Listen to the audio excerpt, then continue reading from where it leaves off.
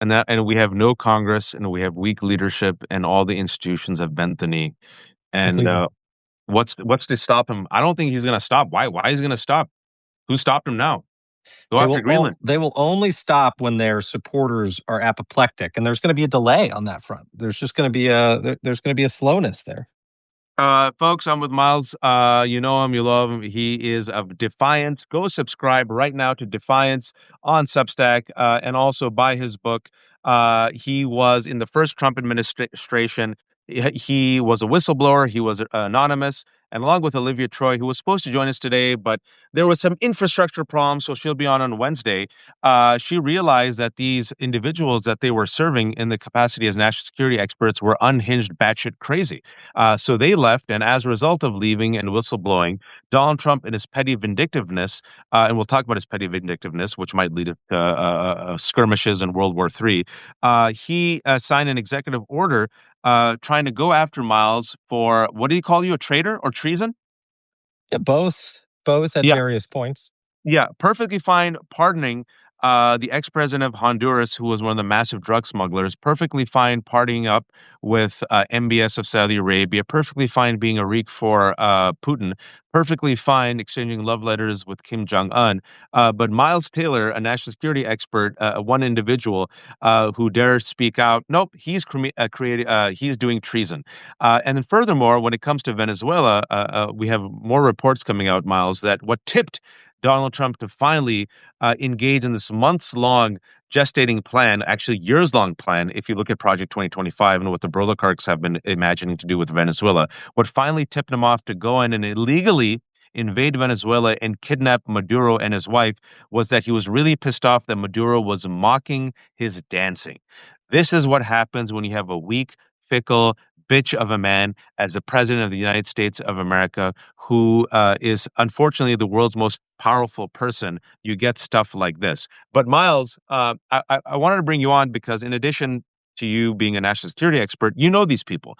And there's something that you and Olivia both said to me independently that has stuck with me, is that you both, when I talked to you independently, you both said that you were in the first Trump administration, you both heard Stephen Miller essentially outline his wet dream and talk about how he desired to bomb Mexico and Latin America as a means of deterring the savages, which are immigrants, from coming to America.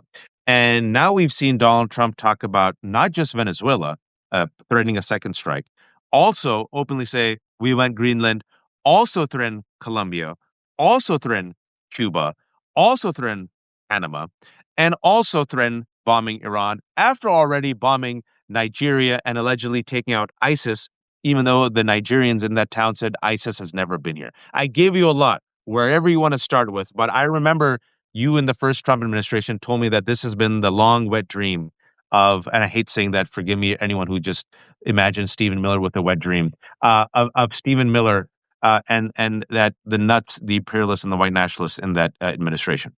Well, look, I mean, I think the operative word here, Waj, is hubris, and that echoes what we saw 20 years ago with another administration that I worked under, which was the Bush administration. Is after the invasion of Afghanistan, there was almost this high that Bush administration officials were on, which created almost unstoppable momentum for going into Iraq. Now, we could have a huge, long debate and discussion about where the Bush administration went wrong, what the costs were. But the point is that hubris took us into yet another conflict off of their high from a first conflict. We are seeing that, but now at social media speed.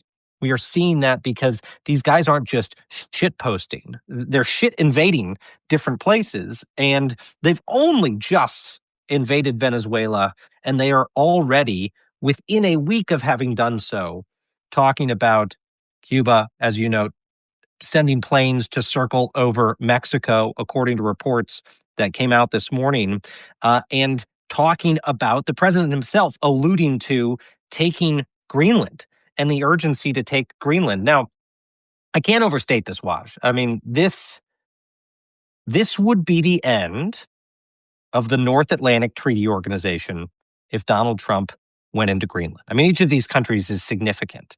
But if the president of the United States directs U.S. forces to go take the territory of a European ally, the world you live in, folks, Yep. is over as you know it. That's not me saying that there's going to be a nuclear war and World War III, but the biggest single thing that's been protecting you and your country for the last 75 plus years, this alliance of democracies, will be irretrievably broken if the president of the United States goes and takes that territory. And he's saber rattling about it right now. This is not a joke.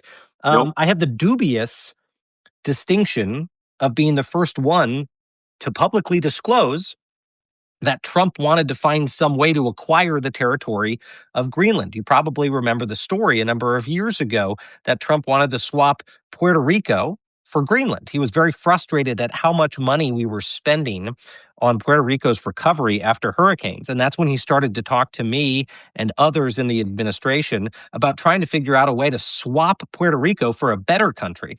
And as he cast about the map for a better country that he wanted, he landed on the idea that we should try to get Greenland. And this farcical, absurd idea from the first Trump administration that was laid to rest temporarily by officials who thought it was as farcical and absurd as it sounds was resurrected and came back in this administration because those adults in the room are not there anymore. There aren't people to say, Mr. President, you will break the NATO alliance and do something irreversible if you try to take this country. Instead, he's surrounded by sycophants, Waj, who are the same ones who encouraged him to go into Venezuela and are hyping him up to go into other countries, potentially including a key Western ally. And one of those people who has stayed around like herpes is Stephen Miller. He is the longest remaining loyalist who has survived nearly a decade. He knows how to just survive next to Trump, and he's now, I would say, the most powerful unelected official in the world. And this is a person who I just want to read you his post from an hour ago. Not long after World War II, the West dissolved its empires and colonies and began sending colossal sums of taxpayer-funded aid to these former territories, despite having made them far wealthier. The West opened its borders, a kind of reverse colonization, providing welfare and thus remittances, while extending to these newcomers and their families not only the full franchise, but preferential legal and financial treatment over the native citizenry. All white nationalist talking points. The neoliberal experiment at its core has been long self-punishment of the places and peoples that built the modern world. Hour and a half ago. Stephen Miller. I don't know how to put it more concisely than this, Waj. People will die because this guy is still trying to get back at the world for shoving him into lockers. Like that is what's happening. His grievances and gripes, whatever they were, whatever happened to him as a young man, he is now so empowered to bring those grievances upon the world. And I can remember getting a phone call from Stephen towards the end of my time in the first Trump administration because he had whipped the president up into a frenzy that Trump's team at Homeland Security was thwarting all of his lawful orders. The truth is, we were thwarting illegal orders. We were refusing to do things that broke the law that Trump wanted to do. I wasn't prepared to go to prison for the man, but he wanted us to break the law for him. And on occasions, he promised pardons if we would break the law for him. So Stephen convinced the president to give him, Stephen, more authority to make decisions about what happened at Homeland Security. And Stephen called me, and I'll never forget. I was on Capitol Hill. It was nighttime. I could tell you the street I was on. I was driving down 6th Street, and I got this phone call from Stephen bragging to me about how he had just been on the receiving end of, in his words, quote, a coronation from the president. That's what he said. The president had given him more authority to do more at DHS, and it was a coronation. This is how Stephen viewed his role and power in the administration. He equated it to that of a royal or a king. It's not made up. It's not hyperbole. Those are the words he used. And I tell you that little tiny anecdote so you have insight into the mind of the man who is now making much bigger decisions along with the president of the United States. He views himself as unaccountable. And that's alarming. people should take that seriously, because that means it's not just saber rattling and bluster when Stephen's talking about let's go to Mexico or Colombia, or his wife is posting pictures of Greenland with the American flag superimposed. These aren't threats. These are forecasts. These are forecasts. And, I just emailed someone earlier, one of our supporters over at defiance.org, who said, what precedent is there for this? And my answer was quick. It's that there's none. We are in uncharted territory. There isn't a moment in modern American history where we can say, well, here's what you do when the administration has decided to go on this imperialistic blitz. Not even the wars in Iraq and Afghanistan compare. Because remember, you had heavy numbers of Democrats and Republicans who initially supported those conflicts. This is entirely different altogether. You've got a scared but supportive MAGA Congress that will not stand up to the President of the United States. But by and large, normal people with a brain in Washington saying, stop, this is insane. This is like we've taken a time machine back to the Dark Ages, and we're empowering these folks as sort of feudal lords to go do what they want. But we haven't done that, nor can we do that. Voters don't have the ability to even give the President of the United States that authority if they want to. But the constitutional and unconstitutional aspects of this, because the courts move slow, because the justice system moves slow, won't happen until well in the aftermath of any of these future potential invasions, Waj. Now, I know Lev is here. Lev, I can bring you on in 10 minutes, but I wanted to just continue with Miles just for a bit, because the Stephen Miller of it all, I think, is very important, folks. He is the most powerful unelected person on earth. Apparently, he's the de facto leader of not just the DOJ, but DHS. He is the person, if you all recall, in Signalgate. Remember Signalgate, right? When Pete Hegseth, that brilliant man, just shared military plans that exposed a secret military operation and potentially the lives and security of U.S. soldiers, with Jeffrey Goldberg, who they allowed on Signal, which, by the way, is not a secure app, but they all used it anyway. And then there was J.D. Vance there. And then there was someone from the White House who overrode J.D. Vance. Remember, J.D. Vance said, maybe we should wait on this. And then someone in the White House says, no, the White House says go now. Who was that, Miles? That to me seemed like Stephen Miller, because Donald Trump said, I have no idea what you're talking about. And I believed him. I don't think Donald Trump had any idea what was happening with the strikes in Yemen. And then you see the release of the amassed armed agents in Mexico. That was Stephen Miller. Then you see him just badgering people for quotas. That's Stephen Miller. Then you see his wife, like you said. For some reason, last time I checked, what's his wife's role? Is she in the National Security Council? Why does she know this? His wife, folks, straight up, very recklessly, as Miles was saying, takes Greenland, superimposes the American flag and shitposts it and says soon. The next day, Donald Trump openly says, we need Greenland. And so I think this white nationalist vision with the white Christian nationalist vision of Russell Vought, with the Broligarchy's vision, because we also have Peter Thiel and and Elon Musk all interested. We have to pay attention to what they have told us, the evidence of our eyes and ears, because they've revealed the plot. Can you tell us, let's stick with Greenland before we get to Latin America. Why do they want Greenland? The real answer, Waj, goes back to this absurd idea concocted by the president, is that he wants immigration from countries that are white and blonde and speak English, and not from black and brown countries. And when I've said that for years, people said, that's, you're saying Trump's a racist. That's hyperbole. No, I witnessed it. I sat in the Oval Office as the man delineated the countries he wanted to allow people in from: Denmark, Finland, Iceland, Norway, Sweden, and the countries he didn't want, like Somalia, like Ethiopia, like Nigeria. Now you've seen it. Now you've seen that he has a team that's willing to say, yes, we will shut off immigration from those countries, and we'll open up the possibility of immigration from places in the West where, right-wing influencers are being persecuted. That's currently America's refugee policy, if you're not aware, folks, is we've now created carve-outs. If you're a right-winger who's protested immigration in Europe and you've been persecuted for that, you can now come to the United States as an immigrant. But we've largely shut off migration from almost all of those other countries. Miles, so that's actually, point one. Stephen Miller openly said that a couple of weeks ago. He was very proud and he celebrated the fact that we've shut down immigration from all these other countries. But then he said, we've made an exception for white refugees. That's right. So that's point number one. is this is fundamentally rooted in the president's biases. He looked at a map. He said, I don't want Puerto Rico anymore. Give me another place, Greenland. And then extraordinarily, an entire political party and intelligentsia morphed around that and tried to give it justification. And from that, and somewhere in the course of these conversations, since I had that one in 2017 or 2018 with the president, there have been people who've said, well, Mr. President, maybe it's not a terrible idea because Greenland has these resources and it's well positioned strategically. Things I am telling you, Donald Trump did not know. Right? He didn't have some master plan. He doesn't sit down reading history and saying it would be strategically beneficial for us to get Greenland. He had an observably stupid idea, which is why don't I go claim the island of one of our allies? And then the people around him, like you would for a stupid despot, started to pump him up with justifications that now include, again, the right-wing intelligentsia saying, well, this would be a strategically smart move because it puts us in a good position vis-a-vis China and the Arctic. Greenland has natural resources. They've given it this veneer of legitimacy when it has none.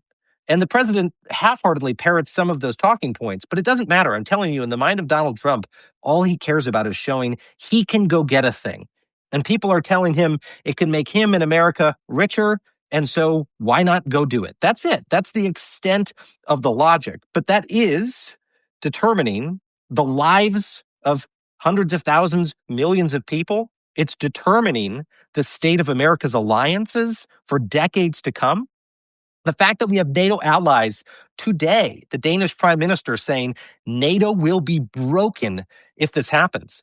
And still the administration tweeting about it, talking about it, should tell you how incredibly reckless this is. They are drunk driving the ship of state right now. That is what is happening from this administration. I mean, I think that's fascinating because basically what you're saying is Donald Trump gets a crazy idea in his head, and then the reeks around him trying to make it into a reality. And then the people who are a bit smarter realize, oh, we can just play this guy and use him to get our own ends and means, right? So you got the oil companies who are like, oh, he wants Venezuela. We could come in there and suck at this teat. And you got Russia saying, oh, he's an idiot. He wants Greenland. Okay, you get Greenland. I'll get Ukraine. You get the Broligarchy says, oh, he wants Greenland. Oh, well, sir, do you know there's multiple opportunities to mine Greenland of its resources and minerals? It's great business. And they're like, he's like, okay, sure. But what you're saying is what's driving this is his heedlessness, his recklessness, and his impulses. Well, look at Venezuela. Great example. Same thing. The president originally started with an idea of, I want to go do something in Venezuela because it looks like there's a lot of oil there and I can get a lot of money. And I remember first finding out about this one also in the first Trump administration. Watch, I don't say this to pump up those of us who were the so-called adults in the room in the first administration. I get that that's an eye roll argument. People are like, you guys are patting yourselves on the back. Well, but I will tell you, the best side-by-side for the impact that sensible people had in the first administration is with this second administration. They're doing all the things that sensible people told the president he couldn't or shouldn't do. And Venezuela is one example. I can remember being at the White House in 2019, and there were these hush-hush meetings, and I asked a top Trump advisor, hey, why aren't these are foreign policy and national security meetings? There's a bunch of us who've been clued out of the room. What's going on in there? And the answer was basically, in fact, I'll tell you verbatim what the person said to me. He said, they're planning something very fucking stupid. And that's when I first found out about the meetings, the initial meetings that were had on Venezuela. And they were trying to keep the naysayers out of the room. But ultimately, they were unsuccessful because other adults in the administration were like, no, we're not going to go invade Venezuela right now. This is a terrible idea. But this is something that started with the president wanting to go into a country because it had oil. Now watch, the same story happened as I described with Greenland. What happened over the years is you had people like Marco Rubio come forward and say, no, we actually need to do this for democracy and human rights. You had people like Pete Hegseth brought into the administration who said, no, we're doing this to fight drugs. And then, as always, you have Donald Trump this past weekend come say the quiet part out loud when he went on Fox News and said, nah, it's about oil. That's what this is about, folks. It's not more complicated. It doesn't require a conspiracy theory because the president is attaching cause to it. He decided he just wanted to go get the oil of another country. We launched an invasion of that country. When it comes to Greenland, he's decided that that would be an interesting place to go. He wants that island. He wants the power. And look, he's going to try to go do it. And his team is going to try to add some intellectual justification to it. Here's another man who understands the moment that we were in. Hey, Lev. Yeah, I mean, you're speaking about, we'll Hey, get Lev in. Miles. Lev said that he was in the dumb meeting that you were talking about, Miles. So Lev said bring him in, and so Amazing. Th- so that's why I brought him in. Lev, you were listening to Miles just a couple minutes ago, and Miles was talking about even in the first Trump administration, all these insane batshit ideas were bandied about, but at least there were some guardrails. At least there was a Mark Esper who said, "No, sir, Yeah, you can't shoot unarmed protesters in the knees." There was a Miles and a there's Olivia a saying, Miles, Olivia Troy. and then also, I just a good point on this. All the stuff that he lied about. Remember, because I really want people to sit with this. Remember in the first Trump administration, folks, that report came out that Donald Trump said, "Why do these people come from shithole countries? Why can't they come from Norway?" And then Donald Trump said, "You're lying. It's fake news, fake media." And now, folks, he openly says it: shithole countries. So think about all the things that we heard about, the leaks, what Miles and others kept saying, but they were completely denounced as being fake news. That was real because now they're openly not just saying it, they're doing these stupid, reckless things with complete hubris and arrogance, and they have this initial high. And I want to get to you, Lev, in a second because you were in that meeting. But a point that Miles made, because I'm old enough to remember this country when it's made its disastrous decision to do the war on terror with Iraq and Afghanistan. Remember, Miles, American might. No one can beat American might. How easy it is to topple Saddam Hussein. Not that hard. And everyone thumped their chest, and we toppled Saddam's statue. Remember that? And we thought we would be greeted as liberators. And George W. Bush landed on the carrier, and he was in his flight vest, and it said "Mission accomplished." And fast forward 20 years, Taliban's back in control. The initial high runs out very quickly. Miles, you wanted to say something, then I'll go to Lev. No, look, I'll just say this. At the risk of sounding like some sort of ivory tower asshole, I studied international relations at Oxford University, and I'll tell you what, I don't remember a single example of where colonization was successful and Nope. endured. I can't think of an example. I can't from the best scholars in the world, I can't think of a great example of colonization working. In fact, this nation was born out of the frustrations of being a colony. We exist as proof that that's a bad way of managing your extended territories. It doesn't work. In fact, it leads to the fall of empires again and again and again.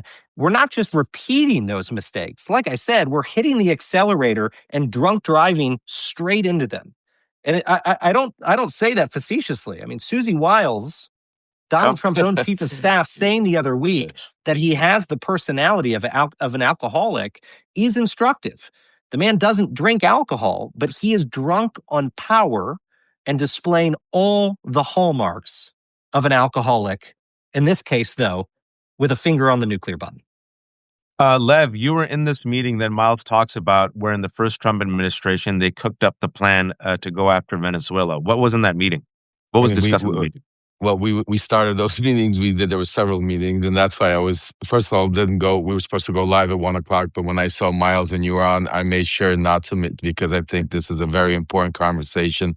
Miles was in the room and a lot of these stuff, and I was interested in myself. Miles, that's why I was listening when you mentioned. You said Venezuela. I said, when did you hear? What was it when you said 2019? And you said, I said hello. I said, bring me up, Waj. That's crazy, Lev. That's It's crazy that you were because on the other side of that door and I was on one side of the door. and If only we Bolton. could have taken a peek into the future and I would have kicked down the door, we could have joined hands and we Oh my said, God. we got to make this stop. Yeah, and the crazy part is Bolton and Pompeo were also in the Yeah. on the other side of the door. I mean, and Bolton writes it in his book, and that's why I say in the first impeachment, the people they should have been calling up there were people like Bolton, Pompeo, me, Rudy, Miles. I mean, yes, there are a lot of very good people, but anyway, we're gonna leave that aside. Anyway, so what happened in the room? Let me first of all tell you, I want to take everybody back to understand who is, it's how it all started. In 2019, there was a very wealthy oil tycoon, businessman by the name of Harry Sargent that lived in South Florida. That he used to be the head of the Republican Party at some point when Giuliani, I think it was in 2008 when Giuliani ran. He was very close with Charlie Crist, the whole shebang. He's also very close with a gentleman by the name of Brian Ballard. Brian Ballard is Donald Trump's basically number one lobbyist. I mean, you could read it. I don't know if Miles, you ever got a chance to meet Brian, Sure. ever bump into him, but this is where Susie Wiles comes from. This is where Pam Bondi comes from. This is where everybody that's right now in that orbit.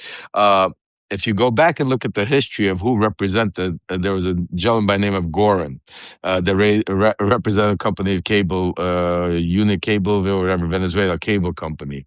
At some point in 2017, 18, Brian Bell represented this company. Harry Sargent also, Maduro used to call him his grandson, just so you understand the relationships that were being transpired over there. This is when the plan into Trump's mind we implemented that the money, the oil, the importance of taking Venezuela over the oil. When Rudy Giuliani, after having several meetings and getting off the phone call with Maduro, I'll never forget me, Pete Sessions, he was Congressman Sessions at the time. I'll never forget, Miles tells you the story. We'll give you a little also story. We were sitting in the BLT room and the Trump International Hotel, Washington, D.C. We're sitting in a private room and it's a round table. It's me, Victoria Tunzing, Joe DeGeneva, Pete Sessions, John Solomon. This is the BLT group, and Rudy Giuliani. And Harry Sargent, in the meantime, has flown to Caracas to meet up with not only Maduro, but this is where it gets interesting. Another close friend of theirs, Delcy Rodriguez. And we're going to get to Delcy because she's the vice president right now. And this is why Donald Trump keeps saying we run the country. But we'll get to that in a second. So while Harry was over there, we were over here. And I'll never forget those famous words because I was going to dial Harry on my phone so we could get Maduro on the speaker. And Pete Sessions stops me and says, Lev, let's not do it on your phone because the CIA is going to be all over you. So let's do it on my phone because I've already been to Venezuela. I met with Maduro. They could kiss my ass. And Rudy was like, yeah, let's do it on your phone. So then we dial on Pete Sessions' phone. This is you can't make this shit up, folks. We dial on Pete Sessions' phone. Harry was in the palace with Maduro. They put him on speaker. What's her name? Delcy was there. And the conversation was, till this day, I sit there and I think about, we were talking about Maduro making jokes about how all he wanted to do is wear a Cowboys jersey and, migrate to Texas. And the shit that was going on, basically, they were trying to do a soft landing. Maduro wanted to get out of there. He wanted and this is important. Why? Because he wanted his people with him. The defense minister, the vice president, and there was a list of people that he gave us to Trump. So right after that meeting, Rudy and I'll try to look at the time, Miles, to see if we could coordinate, see what was going on. Because me and Olivia played this a little bit also, or at that side, and Rudy, right after that, goes to the White House. Literally, right after, he crosses the street, says, I'm going straight, tell Trump. He gets into the White House. And it's interesting because in Bolton's book, he writes about this actual thing that happened in the room from the other side. Rudy comes in, Pompeo, Bolton, they're all having these discussions about Venezuela, what's about the opposition, Guaido, Bolton is pushing to invade this. And Rudy walks in out of the blue and says, we're going to give Maduro a soft landing. Now, right before that, literally maybe, I think it was 2018, a few months prior to that, Maduro was in New York during a UN Nations meeting. That was the only time Maduro was, I think was it 2018, Miles? I don't remember the exact timing. That would make sense. Yeah, late September 2018. Like September 2018. And we were in New York, me, Rudy, the whole gang, and we had a meeting set up behind the scenes with Trump and Maduro. They were supposed to meet back then the first time, and Bolton screwed that whole thing up. And he writes about that also, how he got Trump out of the way. So Bolton was like the stick in the thing. And that's why they invaded. Basically, in that oval, Bolton walked out, Rudy followed him, and word for word, Rudy, I'll never forget, Rudy was so pissed because he goes to me, I gave that fucking guy his jack, excuse me for my language, because Rudy got Bolton the position he felt through Trump, and he thought that he had Bolton in the palm of his hands, and Bolton basically told Rudy, Rudy go screw himself, F himself, actually, right outside the Oval. And that's when the invasion of Guaido, the support, and all of that transpired out of the blue. That's how all of that meeting. And the crazy part about it, just to add to it, you can't make it up, that later on, when we met, while we were dealing with the Zelensky phone call meeting with Yermak and dealing with all of that, Miles, we were in Spain at Alejandro Batancourt's house, who is an exile, who was a big Chavez and Maduro supporter, with me and Rudy, because he was being represented by certain Donald Trump Republican lawyers, meeting with Guaido's father, doing videos of him with Guaido to send to Trump, begging for support that Trump never gave. I mean, like, we could. I just wanted to give you guys a little No, overall, but that was very, very helpful. Miles, you were taking notes. Yeah, no, I was just, one of the things that I wrote down here, and I circled, was just, this has been planned for years. I mean, when the inevitable congressional investigations happen, and unfortunately, these things happen on a sharp time delay. After blood and treasure and reputation have been spent on invasions, then we put together blue ribbon commissions. And when the Blue Ribbon Commission is created sometime in the future by Congress to look into these lawless, imperialistic moves, what they are going to find is that they were not sudden and impulsive like other Trump bad ideas. They are bad ideas that were stewing for years and years and years, and could have and should have been stopped were it not for the complicity of a Republican Congress and a MAGA-fied Washington. And that's what's happened here. I mean, as Lev points out, there is a deep, deep history here. There are tentacles all over this.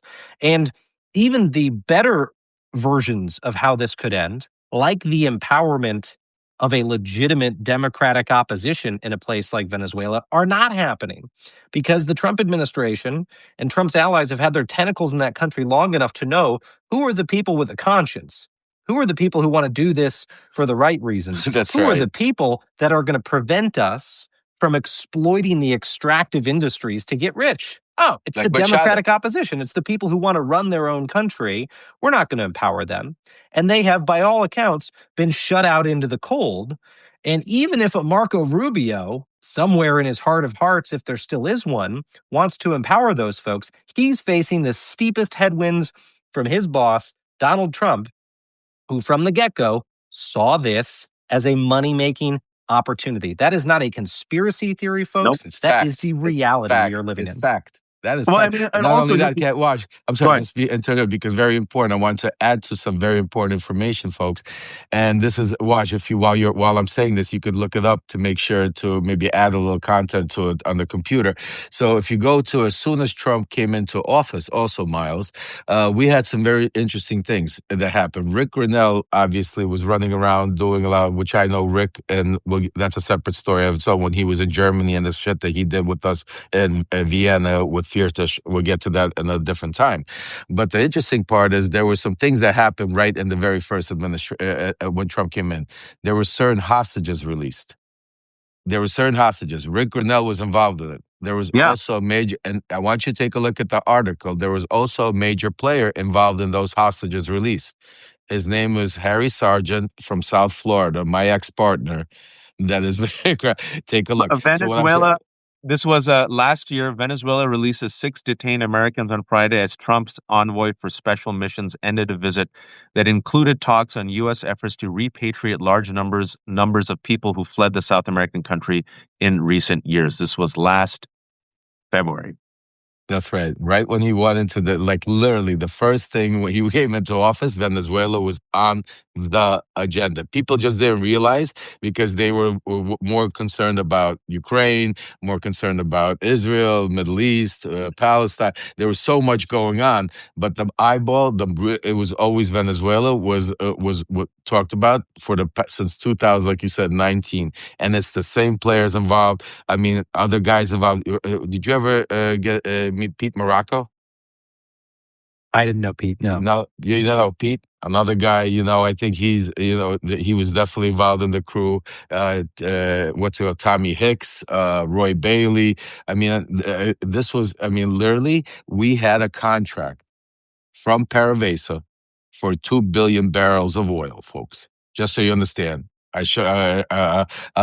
You know what? While you're talking, I'm going to show you the contracts. I'm going to show you the actual contract signed by PDVSA, the year 2018. We'll see the date that we had. It was in that group. It was me, Rudy Giuliani, Donald Trump Jr., Donald Trump himself. It was 2 billion barrels of oil that we were for a soft landing that all got basically because Rudy went into that office and Bolton and Pompeo stormed out and we had the invasion and no soft landing. That's where we are today. So I'm going to get this in a second. I'll show it. I mean, to you. one of the things that I'll say about this, Waj, and I have to jump in a second here. I'm 7 minutes into overtime, but I hope Lev can stay. But I mean, here's what I would say is a lot of these people are hoping that they are going to get a presidential pardon at the back end of it because there is very, very clear and obvious corruption that has happened across the administration's foreign policy decision-making. Decisions that have been made because they will end up in financial benefit to private parties. Companies will be discovered to have done this and influenced this decision-making. Hell, Donald Trump is already starting to throw some of them under the bus by saying he has consulted with those companies before members of Congress. But I'll tell you what, they're not all going to get presidential pardons. And there is going to be a series of sweeping corruption investigations after all of this is over. People will sit in prison for having lobbied this administration, for having, from the inside, lobbied the president to do things that will result in private personal benefit for them. Mark my words on that. It may not happen next year, certainly won't, or in 2 years, but in the coming years, we are going to see extraordinary investigations into what we are witnessing happen right now because it's being done for profit motive and not for the protection of the United States. Miles, I know you have to leave. Let me ask you this final question real quick. What is the motivation to saber rattle with Cuba, Mexico, and Colombia? Well, look, some of those are the personal self-interest of those involved. I mean, look, in Rubio's case, for years, he has, as a Florida member of Congress, talked about getting the Cuban regime out of power. And so now that the president is high on invasions and an imperialistic foreign policy, you're going to see people around him like Stephen Miller, like Marco Rubio, try to take advantage of that to push their next priority up the list. Donald Trump is only going to look at those decisions through one lens, and that's which carries the biggest dollar sign on top of it. And I think that's how the president's going to decide where, how, and why to intervene. I mean, there's a reason why, even though he said the biggest focus was fentanyl, he didn't go after the portions of Mexico that are governed by cartels that are the key nodes to traffic fentanyl into the United States. Why? Because going and bombing those areas in the immediate didn't offer any economic upside to Donald Trump or his allies. Going into Venezuela did. And let me just give you one anecdote to look into the mind of this man, Waj. There was no person Donald Trump was more excited to bring into the first administration than a man named Rex Tillerson. Why? Because Tillerson was head of one of the most profitable companies on the planet, the biggest oil company in the world. And Donald Trump, his whole business career, has seen the men and women in extractive industries, especially the oil industry, as the biggest tycoons of business. And he stands in their shadow because he's always been a much diminished, smaller real estate businessman and not the thing he wants to be, a big oil tycoon, right? A leader of a gigantic, sprawling company. So he was so proud to take Rex Tillerson away from one of the world's biggest oil companies and put him in his administration, as if, like the generals, that made him belong to Donald Trump. Now, what apparently didn't belong to Donald Trump was Rex Tillerson's conscience. Yeah. And Donald Trump ultimately pushed him out of the administration in frustration that Rex Tillerson wouldn't do what others of us wouldn't do, which was illegal things to execute Donald Trump's agenda. But I tell you that so you understand this man has pursued the presidency again because he is on the quest to become those types of people. He wants to be the big tycoon. He sees going into these countries as a way to create that legacy for himself. And he's doing it with your taxpayer dollars, your military, and the Western alliances that have been built up over decades. It is breathtakingly corrupt what we are seeing happen. And again, without any precedent in modern history. Waj, I appreciate you having me on today, my friend. I mean, we'll be talking about this more. Promote yourself before you go. And folks can join us at 5 p.m. Eastern tonight on Defiance Daily. We'll be talking about this in more detail. So check us out at defiance.org or defiance.news on Substack. Please sign up. And Waj, thank you for all you do. Lev, thank you for all you do. You guys are out there every single day shining the light on this stuff. And there's no more important moment for that to happen. So I appreciate you. Take care, man. Thanks for staying a little bit extra. I will talk to you soon. We got your back. I mean, Miles, keep going. All right, Lev, thank you, brother. Do you have the contract? Of course I'm gonna have. I have the contract. I'm just trying to. I got so many pictures. I can't even. I'm doing it right now. Well, wait, Lev, let me ask you this question. Yeah, go ahead. If Maduro was in on it and he was looking for a parachute landing with him and his close friends, and according to you, he wanted to retire in Texas, what went wrong between him and Trump? Bolton, Pompeo. They didn't allow the meeting to happen. They didn't allow them to talk. And when Rudy walked into that's what, when he walked into the Oval and told him, and at that time, simultaneously, what a lot of people didn't realize what was going on with the Ukraine stuff, where Rudy was, remember later, everybody found out that Trump was telling Bolton and everybody to listen to Rudy when it came to Ukraine. So when Rudy came in and said, now Venezuela, Bolton that was his, Trump did not basically, the invasion, the approval for Guaido and that whole uprising that happened in 2019, that was done by Bolton and Pompeo and others, not by Donald Trump's approval. Just so you understand. And also, some people are saying the latest reporting shows that Maduro mocking Donald Trump with the jerk-off dance is what finally tipped him off. But what's really important, folks, for those who are watching, the 3,000 people, is that this is nothing new. This was not sudden. This was not due to drugs. This was not due to fentanyl. This was not due to bring democracy in Latin America. This was not for the Venezuelan people. This was planned for years, according to Miles and Lev. They were in the room where they saw this batshit idea percolate and circulate, and Lev was in the inside room where they tried to make this happen, but it got thwarted by Bolton and Pompeo, according to Lev. But we know now, Donald Trump, from his own admission, that this was planned months in advance. He's the one who yesterday openly said, folks, that he tipped off oil companies before and after. Furthermore, we found out, Lev, that the Washington Post and the New York Times found out about it and didn't report on it. For the love of God, next time, tell the Guardian or maybe Al Jazeera they'd report on an illegal invasion and kidnapping. But that's what happened. All these institutions were complicit. And furthermore, the Wall Street Journal 2 days ago came out with an article that said that these oil companies are already planning a meeting in Venezuela in March. Oh, they've been there already before. I could promise you, and I'll tell you. Watch names: Harry Sargent, Harold Hamm, Gentry Beach, and you're going to see a lot of this going through South Florida. You're going to see Ballard's fingers all over it. And that's what I'm saying to you. This has been planned.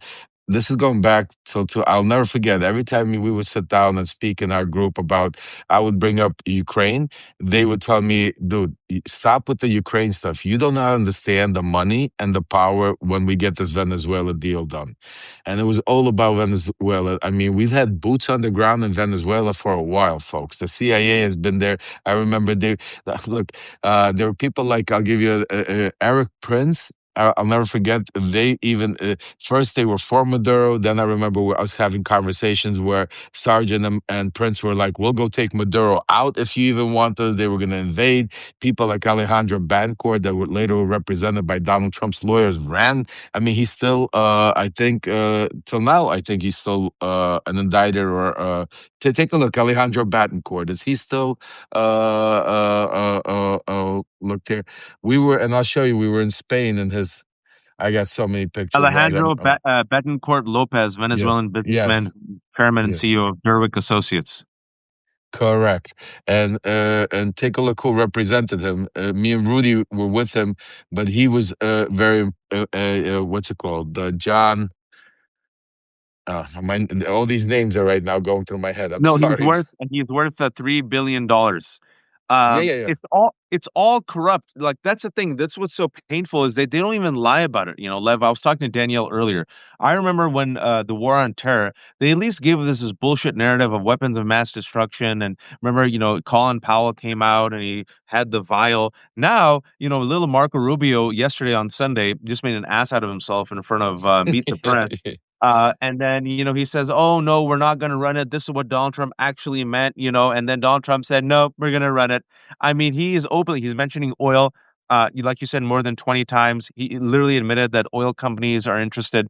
I mean, this is so nakedly corrupt. The question I want to ask you, though, is what does he want to, this, here, what it seems to me clearly is there's a complete realignment of the world order. It seems that the United States is going to get the Western Hemisphere, Greenland, Canada, Mexico, Panama. Russia is going to get the Balkans, Poland, Ukraine, and then China is going to get everything else. Well, listen, you gotta understand. Right now, yes, they are. There's a major play, just like we're talking about, that's taking place between just again the division of powers, and you're seeing it. And the most important thing that I want to make sure is, and that we spoke about last night also, is keep your eye on the ball, folks. Do not get distracted. The fact that, like, I'll give you an example. All day today, like you have not heard us talk about Maduro's covering of Maduro and his wife in the courtroom because there's nothing to cover, folks. I mean, it's a simple thing. It's a procedure. The fact that right now all the media is talking about it, Congress is in session, nobody's talking to Epstein file. We're gonna fix this up because actually I got Jamie Raskin coming on tomorrow, also taping a live. So like I said, we are not going to leave this alone. And the other thing is interesting, which I'm also hearing this is such theatrics wash.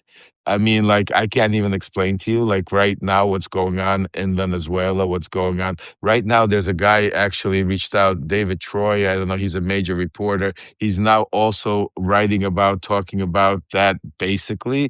The people that were surrounding Maduro at the time of the raid were Wagner, the ex-Wagner forces, which were Russian forces that so happenly walked away at the last second.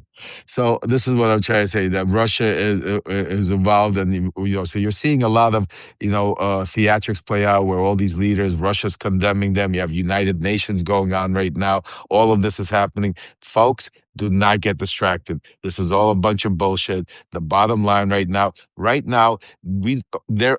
could promise you, if I was not in recovery, and if I was not in Gamblers Anonymous, I would bet you everything I had right now that there are Americans are already in there cutting deals and about oil, and I mean it's before even the invasion happened. So what I'm saying to you, and Maduro, he's just right now a distraction to keep you guys away, because what the Americans love, we love sensation. We love these trials. We love sitting there and waiting to see that word, seeing that picture. Just think about what they even did today. This is all staged. I lived in Brooklyn. I've been to those prisons. I've been all over there. And I can tell you, it takes literally 10 minutes to go from the facility across the Brooklyn Bridge. 10 minutes from the facility Maduro is being held at to where he was being presented in front of court. I was in that federal courthouse, my own trial. But I could tell you what they did is they picked him up. They perp walked him across the whole field. They put him on a helicopter, folks. They put him on a helicopter with his wife and flew him to Manhattan. Got him into Detroit and drove him. All theater. I mean, it's all theater. It's all theater. It's all theater. It's all to this guys, and we're not going to let them get away with it. And we're going to keep down the boat. Waj, I am so sorry. I cannot. I will find it. It's fine. Next time we go live, I will have it prepared. I'll have some interesting pictures, text messages. I promise, for all the subscribers and the viewers. Next time me and Waj do a live, I'm going to keep those specially for that. I won't show them anywhere else. I'll show you some really interesting stuff about the whole Maduro 2019 and how we could connect. And that's what I told them all. I speak to the Congress people all the time. I said, guys, if the people you need, you gotta get Bolton, you gotta get Pompeo, you gotta get people like Miles Taylor. You got to get Olivia Troy. You got to get me. You got to get, and then I'll tell you certain people to subpoena, like Rudy Giuliani, like Victoria Tunzing, like John Solomon, like others. And then this is how you will get the real story. Yeah, this is, and then if you think it's shocking now, it gets a lot more shocking, because believe me, when Oh a yeah. lot of people, Waj, a lot of people read my book and say it's like a spy novel. I say I wish it was, but it was it was. I can't even tell you how true it was and how crazy it was, and the things that we went through. I mean, like, I mean, look, folks, look right in front of you. You know, we're not conspiracy theorists, but look at the cover up of the Epstein files. Look at how many people were involved. Look how many financial institutions were involved. Look at Donald Trump openly telling you the plot. Yet we talked to oil companies before and after.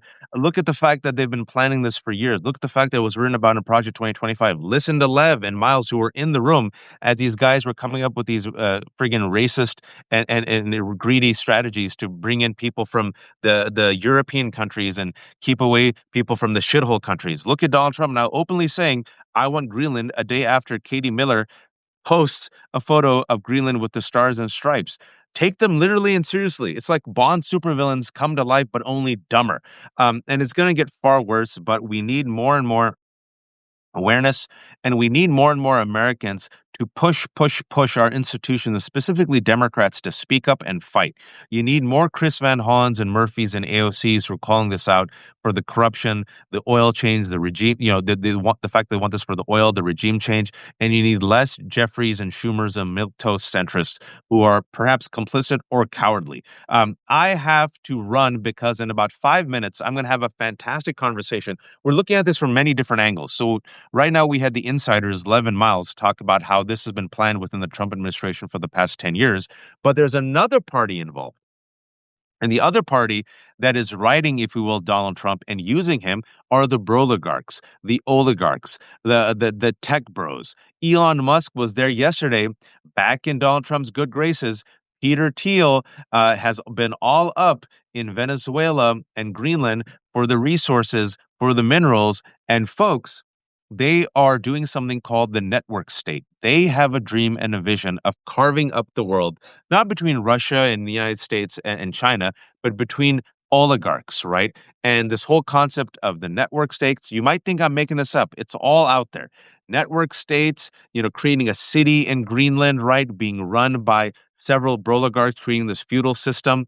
That's part and parcel of this vision promoted by Curtis Yarvin and Peter Thiel and JD Vance. So that angle is at play, and we're going to be talking about the if you will, the technocracy and the Broligarchs who are part and parcel of the supervillain plot. Techno-feudalism, exactly correct, Crunchy. The two people who've been writing about it. Yes, exactly, Terry, and freedom cities. That's right. I'm not making this up. Freedom cities that are decentralized, right? Using crypto.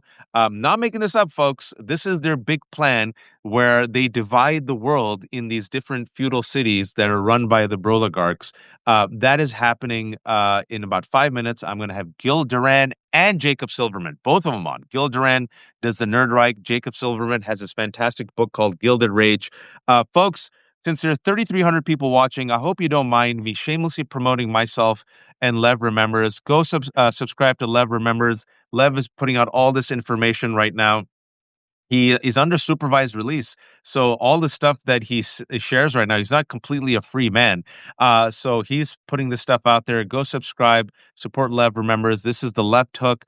Everything is free. I have a special on, folks. The special is 25% off. I depend on the kindness of strangers. It is $3.75 for the entire forever. If you do it this month, it's the lefthook.substack.com/special. It's 25% off, $3.75 a month. We depend on the kindness of strangers.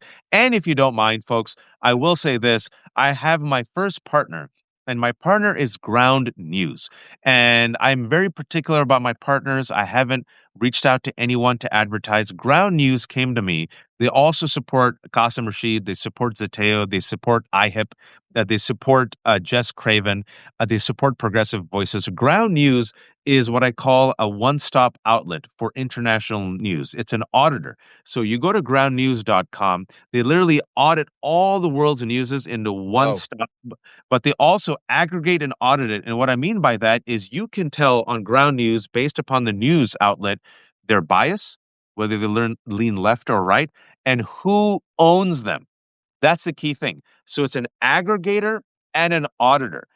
And so you can tell, okay, this is what the right wing is focusing on. This is what the rest of the world is focusing on. And they have something called Spotlight, where you can literally see the difference between the right wing MAGAverse versus the rest of us, right?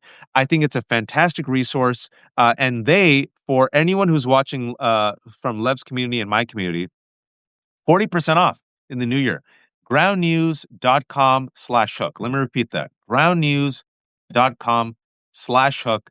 40% off. You compare coverage, you spot media bias, you're informed, you cut through the political bias, you can compare and contrast news outlets. You know who runs them, you know who funds them, you know their bias, you know if they go left or right, and you also know if they're trustworthy. I found I it to love be it. very useful.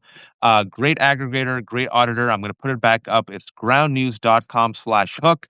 I don't get any money from this, but if you're coming here from Lev Remembers or from the Left Hook, 40% off. 3,400 people are watching. I had Miles Taylor on, and then Lev jumped Incredible. on to talk about how for the past 10 years, the Trump administration, uh, it's Yeah.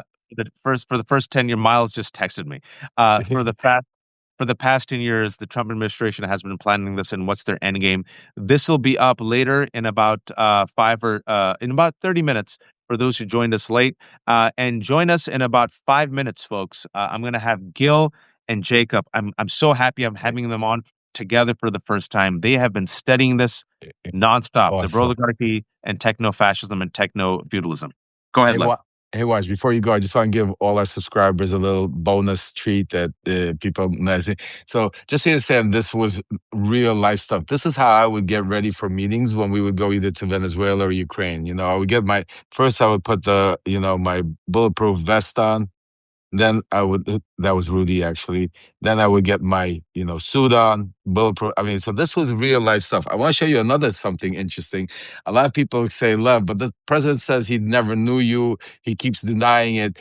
Can you give us any proof? And I wanted to do it on your show, Waj. So this way, even some of your own subscribers could understand and that we're not playing. This is a letter, actually. I'm going to put it up here from Jay Sekulow. Do you see it? Oh, Jay Sekulow. Yeah, can you read that letter, please, if you can? John, I have discussed the issue of representation with the president. The president consents to allowing your representation of Mr. Parnas and Mr. Furman. Jay Sekulow, counsel to the president. So Man, you just just so you understand that, and there's a lot more, and we're going to be blowing up their world upside down. Do you believe me when I tell you? Voluminous amount of emails, text messages, pictures. We're just getting started. Remember, I'm still getting back a lot of my stuff from Southern District. There's still a lot. You know what? A lot of my evidence is still under seal because wow. the Bill Barr administration still doesn't want to touch. A lot of news agencies are trying to, like the New York Times, are actually filing FOIA reports to get a lot of my stuff so we could be able to use it. But anyway, thanks for having me up. I think it was incredibly important conversation. No, that Love was you, great, brother. man. Thanks for joining us, and thanks all. It's a great conversation. I strongly recommend people listening to Miles and Lev. I know there's 3,500 people here. It's fantastic insider information. They were literally there in the Trump administration, and they shared today how this plan to go after Venezuela and Greenland has been brewing for 10 years. It's wild. Folks, and Ellie's here. Go subscribe to Ellie. She's doing fantastic work. Join me in a minute. This is a great conversation I'm having with Gil Duran and Jacob Silverman, because the other angle here are the tech oligarchs, the Broligarchy, and they've been invested in going after Greenland and Venezuela because they want to create freedom cities and network states run by, wait for it, the oligarchs. All that in 1 minute. Take care, everyone. Take care, guys.